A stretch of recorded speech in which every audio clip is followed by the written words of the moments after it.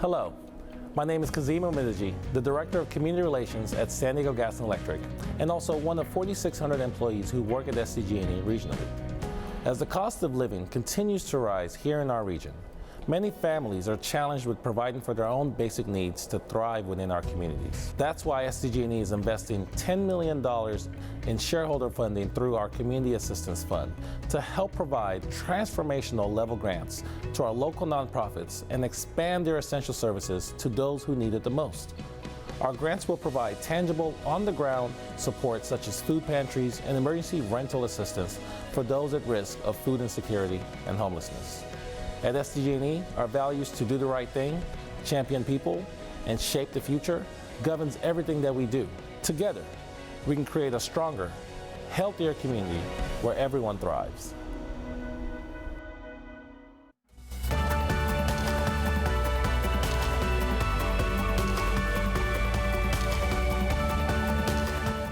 Yes, so kind, so generous, and really life-changing for so many people. Here at CBS 8, we are always working for you, but we're not the only ones working for our community. Hello, and thank you for joining us. I'm Jenny Day. To make our community as strong and resilient as possible, it requires the help of everyone, from our neighbors and community leaders to our incredible nonprofit organizations and strong business sector. We would like to start by highlighting an organization that has served San Diego for over half a century, the Chicano Federation. Through grassroots community work, they have cultivated a legacy of trust among San Diego's Chicano and Latino community. Their wraparound services are all-encompassing, designed to help the current generation while preparing for the future. CBS 8's Alex Kleinman has more on how the Chicano Federation is working for San Diego. Here at the Chicano Federation's Community Resource Center in North Park, anyone can get whatever help they need. From common child care supplies to resume help to housing aid, the goal is to build lasting generational change. Just so happy to serve all the families. Connie Serrano owes a lot to the Chicano Federation. I wouldn't be right here without it. When she started her child care business during the pandemic, it wasn't easy. I was struggling, but Chicano Federation stepped in and helped me provide nutritious meals. I was able to learn how to save my money. Now, thanks to Chicano Federation's Women's Small Business Development Program, Connie serves dozens of families in the community and plans to expand and help even more. So I'm part of the restart of the program. Carlos Solario is also learning how he can help the community grow. So now it's our time, or our duty, to give it back, to the next generation. He is part of the Leadership Training Institute, a program that is returning after nearly 20 years. And the goal is to, for the mentors to pass on that knowledge, to our generation in order to continue, serving our communities in need. Past graduates include Nora Vargas, current chairwoman of the County Board of Supervisors. She speaks about how this was the first leadership program that she contributed in her career. Muy bienvenidos! Liz Ramirez, CEO of the Chicano Federation, says that their programs are designed to help the whole family. Our goal is to help families holistically, not just in one area, but in all areas that they might need support.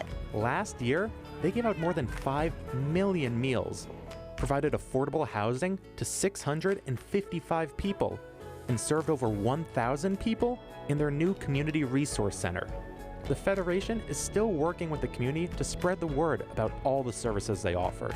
We still struggle with that lack of resources, that lack of education, the lack of specific outreach, and I think that's why I love the work that we do. For Liz, her work feels personal.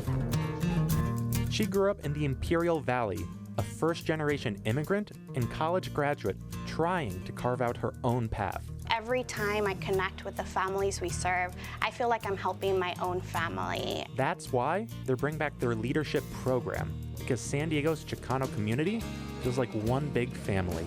That Chicano Federation is here to help them to succeed, especially the Hispanic Latino community. Applications for the next leadership class open next summer. For more information on all of the Federation's programs, go to ChicanoFederation.org. Alex Kleinman, CBS 8. Good stuff, Alex. Thank you. And the Chicano Federation is also celebrating its 54th year serving San Diego. They recently held an event at Mujeres Brewery in Barrio Logan to honor this occasion and talk more about what's next. CBS 8's Regina Urita attended the celebration to learn more about their new plans. Well, this evening is not only to celebrate Hispanic Heritage Month, but also to recognize the work that the Chicano Federation has done for Latino families in the area. We are also the heart of this community, and so don't let anybody tell you anything else. Festivities for the Chicano Federation's 54th anniversary took place this evening. It celebrates the available resources that have been made to Latino and Chicano families. Well, for 54 years, the Chicano Federation has offered a different array of programs. Tonight, with local leaders and families at the event, the organization introduced its new strategic plan to offer more programs. It's a 3-year strategic plan where we plan to bring in more community. We really want people to participate in the decisions that we made. Chicano Federation offers programs that range from education to affordable housing and child care opportunities. Programs that Mayor Todd Gloria says are needed, especially in southeastern communities. San Diego's diversity is our strength, but it is a challenge in making sure they're reaching all communities in ways that they can access and utilize. Chicano Federation is useful in that role. During the event, the organization also announced that they would relaunch a program that motivates Latino professionals to apply for jobs. We give them the tools and the skills that they need to become advocates for the community and help us make a positive change for everyone. All proceeds from this evening's event will go to cultivating additional opportunities for families, bringing more equity for Latino and Chicano families. Regina Urita, CBS 8.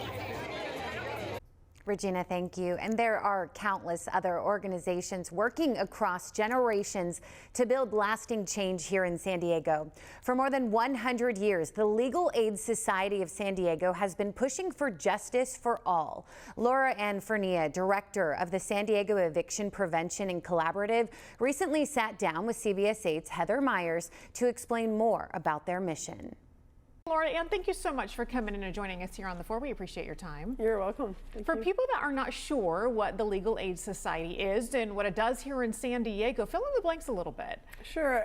Legal Aid Society of San Diego is a free law firm here that provides legal services, representation and counseling and assistance, as well as outreach and education around the law to lower income individuals that reside here in San Diego. Is it one of those things where people may need an attorney and realize that they just don't have the funds for it, and is that where the society steps in? Exactly. There are a lot of, for example, in the Constitution, we have the right to a lawyer when we have a criminal case, but for a civil case, for example, housing and education, healthcare, those kind of areas, we don't have that right. So what Legal Aid Society does is try to balance it so that we have justice for all in the sense of giving everybody a chance at having an attorney in that legal representation. So incredibly important. Your Yes. specific division, you are the director of the San Diego Eviction Prevention Collaborative.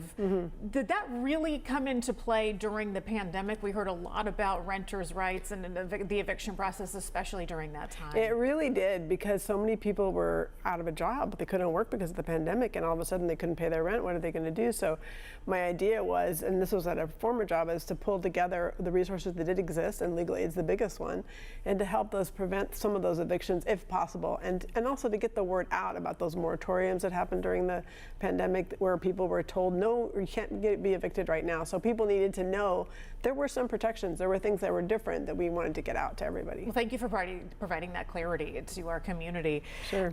Recently, though, the Legal Aid Society was the recipient of a grant through SDG&E's Community Assistance Fund. Yeah. Tell me a little bit about that and where the money goes. Sure. No, thank you for asking. The SDG&E provided money for quite a few different organizations, and we were lucky to be one of them.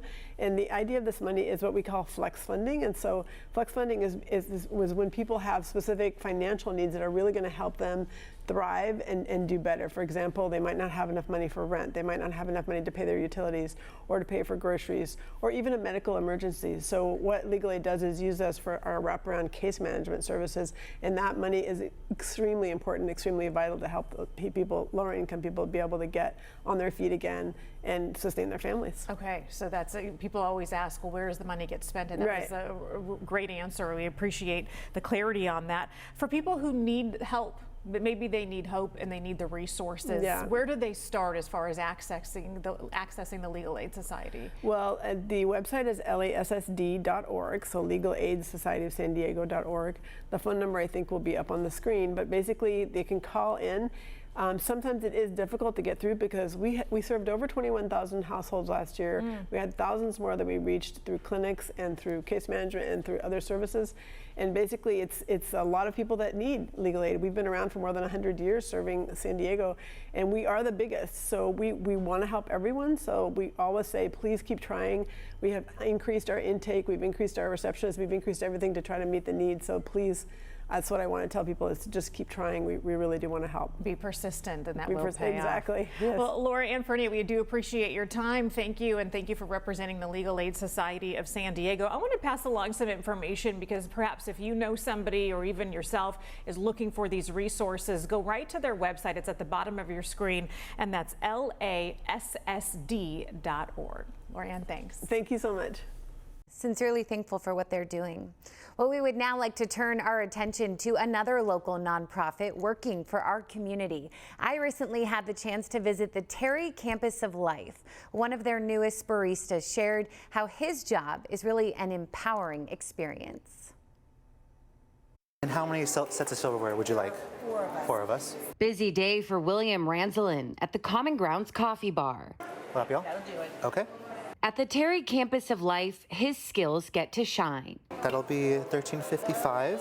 William is good with people, quick on his feet, and on the autism spectrum. It helps empower and help really focus on those with special needs, and even like just adults like me kind of find a place in society. Terry is a nonprofit that helps adults and children with special needs. As the Oceanside campus merges with this new one in San Marcos, they'll be able to offer even more services. For example, paid internships that come with a job coach.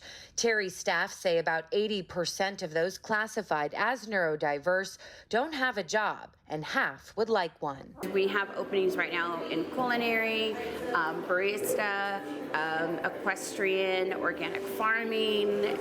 So we have a lot of opportunities, and we're looking to expand.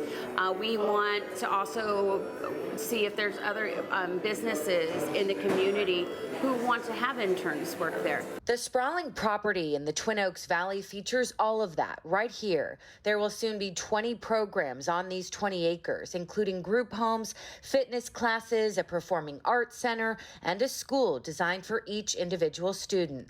They currently serve 900 kids and adults. The purposeful design of this whole campus is to integrate the local community with the special needs community. It's a real thing. It just takes a lot of love, and it takes a lot of community support. The Terry Campus of Life gives people a chance to thrive, become independent, build self-esteem, and find motor skills, all while giving the community another cool spot to shop, hang, or host an event. These micro businesses within the nonprofit generate revenue and build bridges to our neighbors. The money made then goes right back into Terry programs. I feel like totally like accomplished. Like once today is done, I'll be like, oh my God, you did that. Like, good job. I also spoke to his parents who love seeing him blossom and want the same for others. Things clicked here. It was really exciting to see because it felt like a place where he belonged. I can see it in his heart that he's more content. Terry is mostly privately funded, so if you'd like to donate or get involved, head to CBS8.com. Working for our community in San Marcos, Jenny Day, CBS 8. Yeah, a lot of love and a whole lot of community support. That's what we're doing here. It's so nice to share some positive news with you. Truly impressed with what they're doing there. Well, how about this one? For 50 years, Lifeline Community Services has been on a mission to help build self-reliance among youth, adults, and families. They are also one of the beneficiaries of SDG&E's Community Assistance Fund. Their CEO, Don Stump, spoke with CBS 8's Heather Myers in studio recently to talk about how this money will be used and how he's preparing for his big upcoming ceremony. Lifeline Community Services, for people who are not familiar with the organization, tell us a little bit about what you guys do. So 50 years up in North County. Our main base is in Vista, but we really have served the whole North County area and now are growing to serve all of San Diego County. We have 5 big program areas. We started out doing youth development or juvenile delinquency prevention work and grew into doing more intensive behavioral health work with youth and families. We're also doing child abuse prevention work in partnership with the county. We've grown to provide transitional housing and supportive services to former foster kids. And then our newest program is our anti-human trafficking program. So you got your hands full, it Very sounds full. like. My goodness. Yes, definitely. Recently, you were the recipient of a grant from SDG&E. Where will some of that money be spent?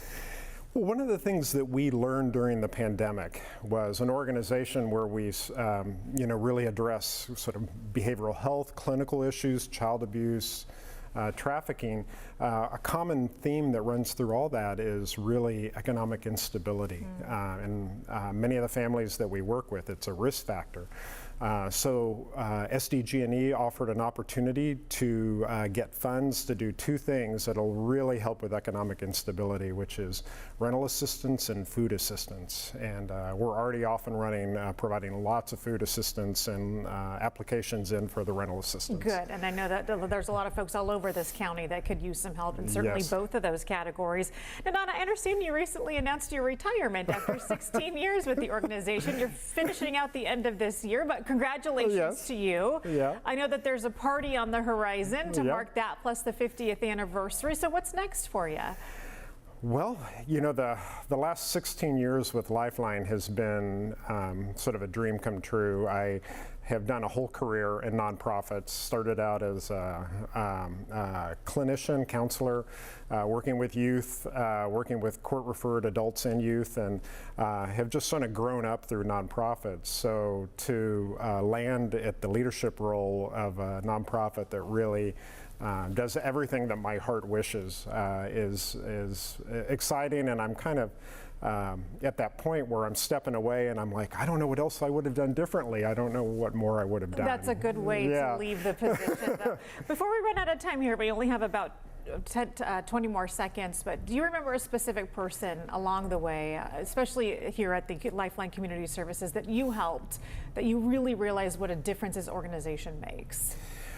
Well, as sort of chief administrator, I'd say I don't work with clients a lot, but my favorite thing is running into clients, and I'm wearing a logoed shirt or hat or something, and I just got my hair cut the other day in San Marcos, and a young person said to me, "Oh my God, I went to Lifeline for a program," and it was really great. And he talked about, he really got the whole point of it. He said, "That was a great group. We really learned how to make better decisions in our life." And I went, wow, that's exactly what we're trying to do. What a way to end a career for you. Yeah. I know that Lifeline Community Services, I'm sure, could always use community support and help. So I do want to pass along the website for folks who might be interested, lifelinecs.org. Don, thanks. Thank you so much. All right, thanks. Yeah, how great to get that feedback. Thank you to you both. Well, another one of the charities given $1 million from SDG&E's generous fund is the United Women of East Africa. Their services have been in full demand recently. That's because San Diego's southern border has seen an influx of refugees in recent months. Those refugees come from all over the world, and many have benefited from the services offered by this nonprofit. I had the chance to join their weekly meeting with 12 other organizations that all share the same mission. I am a refugee. It made me who I am today, which is to really care about other people. Jama Mohammed fled Somalia at the age of 3. I do remember that specific situation when everything spiraled out of control and there was violence and there were all of these different things that were happening. His family lived at a refugee camp in Kenya for 6 years before getting sponsored to come to the U.S. Go through high school, graduate from college, and right now I am a graduate student. He's on the path to become a licensed clinician in marriage and family therapy. His success story serves as motivation. He's currently a mental health specialist, helping up to 300 refugees a month. We're working hard and we're working diligently to make sure that these people are being supported, and it's been, there's been a large influx of people coming in, people crossing the border, and it's been quite a challenge experience for all of us, yeah. With the influx of refugees at the border, all of our ethnic community-based organizations came together, forming the San Diego Refugees Communities Coalition. Our work has definitely been on demand. Since 2019, I mean, we've served thousands of, individuals in our refugee communities in San Diego County. They've witnessed within their own eyes, killings, dead bodies on the streets, bombings. So, I mean, just imagine yourself experiencing that every day. You wouldn't want to stay there. In 2021, San Diego saw more refugees from Afghanistan following our withdrawal, then Turkey following the earthquake, and now we're seeing a surge in those from Ukraine. The Refugee Coalition knows their work can be controversial. They say education is key. The health of the refugee population, it's been a struggle quite some time due to stigma. Every country almost really started with immigrants. And immigrants and refugees have really supported in making sure that the countries are thriving economically, socially, and more. In addition to providing tutoring, recreational activities, and mentorship, this $1 million grant from San Diego Gas and Electric will go toward their community health initiative to help guide refugees toward food and housing assistance. Working for our community in addition to so many others. Jenny Day, CBS 8. Yeah, another good one. And over the past 20 years, Second Chance has been working to break the cycle of incarceration by empowering people through supportive services. Second Chance's president and CEO, Bill Payne, sat down with CBS 8's Neda Iranpour to show how they are giving people a second chance. The important work you're doing, helping incarcerated people who've been released. Tell us about how you're able to help them get back into society. Thank you. Yes, Second Chance is focused on breaking the cycle of incarceration and poverty. And we do that by providing services in important areas that help people re-enter society. And ultimately that helps improve our public safety because people aren't committing new crimes because they have the services and support to really become productive and contributing members of our society. So what happens when someone serves their time, they're out trying to get a job? I mean, how hard is it for them to do that? One of the things that is a paradox in our society is that you can't get a job without an address, and you can't get an address without a job. And so Second Chance was started 30 years ago focusing on housing and job readiness training. We've since added a suite of interrelated and mutually supportive programs that address all the needs, the comprehensive needs for people to re-enter. And these are people who are ready to change their lives. They're motivated to change. They're ready to walk away from their previous life, and that's what we help them do. Okay. And what have you noticed over the past few years? Obviously, the pandemic changed a lot of things. More people were being released during that time. Absolutely. The COVID crisis led to a larger percentage of people being released from incarceration because it wasn't safe to keep them there. And so we work closely with public safety and the rest of the San Diego County Behavioral Health Services and all the working groups in the county to make sure that people are able to successfully re-enter. The services that we provide include housing, include substance use treatment, include mental health, include helping people with supportive services to get connected to healthy networks, and then ultimately education, employment, and income. The ideal situation would be getting out, getting this training, getting jobs, right? The typical story what we have is a person is released from incarceration and they're on probation, what we call community supervision. We'll get a referral from a probation officer into our housing for someone who otherwise doesn't have a home to go to. And then when we're in our housing, we co-enroll them in our other programs. That's why I said the programs are mutually supporting. Really important. And ultimately, the finishing school is the program we're most well known for, our job readiness training program. Job readiness training, that's where hopefully people are getting hired once they go through that program. What would you like to say to our viewers who are watching this at home right now? The critical part of our job readiness training, the whole point, is employers who will hire our graduates. And so the call to action today is for people, businesses in San Diego. They're all looking for employees. 80 million Americans, practically 25%, of the adult population have some history of justice involvement. And so no employer can afford to throw away that pipeline, 25%. 1 out of 4. 1 out of 4. And number. California has something called the Fair Chance Act that is a set of guidelines that are legal requirements for employers. And so Second Chance can help employer partners be compliant with that law and get access to this pipeline of engaged, motivated, and highly retained employees. We are out of time, Bill, but thank you so much for explaining all of this morning. Great to have you on. Yes, so inspiring, so uplifting, so much hope. So thank you for joining us, and thank you to San Diego Gas and Electric, the sponsor of this Working for Our Community special. I'm Jenny Day for CBS 8 Plus. Keep up the great work out there. So happy to shed light on all of the good happening in our community. See you soon, and take such good care.